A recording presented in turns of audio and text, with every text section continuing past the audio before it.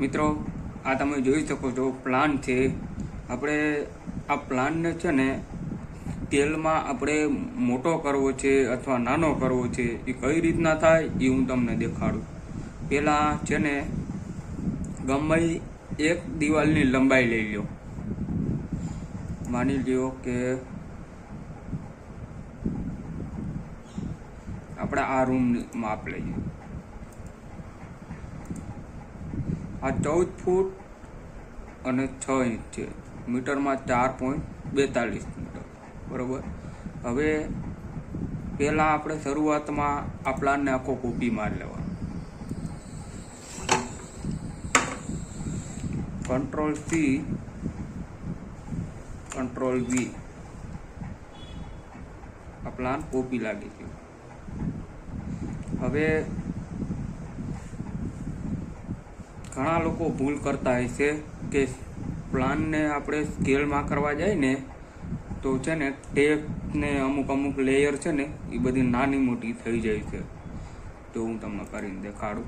પહેલાં આખું સિલેક્ટ કરી અને સ્કેલ માટે S થી એન્ટર દબાવવાનું। આ છેડો પકડી પછી R એન્ટર, એટલે કે એક છેડેથી બીજા છેડેનું પોઈન્ટ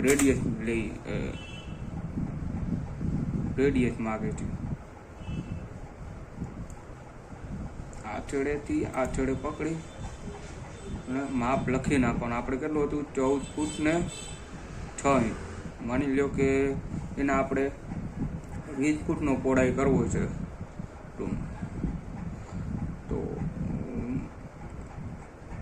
આ ફાઇલ મીટરમાં છે, એટલે કે મીટરમાં આપણે જોઈએ કે 20 ફૂટને આપણે મીટરમાં કન્વર્ટ કરીએ તો કેટલા થાય?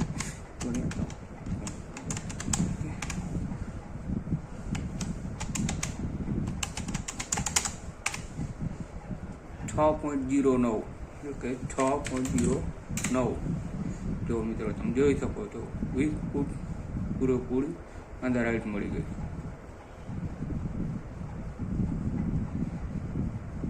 મિત્રો આવા નવા વિડીયો જોવા માટે અમારી ચેનલને સબસ્ક્રાઈબ કરો। તમને ઓટોકેડમાં ઘણું બધું શીખવા મળશે। તમને કમાન્ડ ન આવડતી હોય તો કોમેન્ટમાં જણાવી દેજો, હું તમને જવાબ આપીશ। Thank you.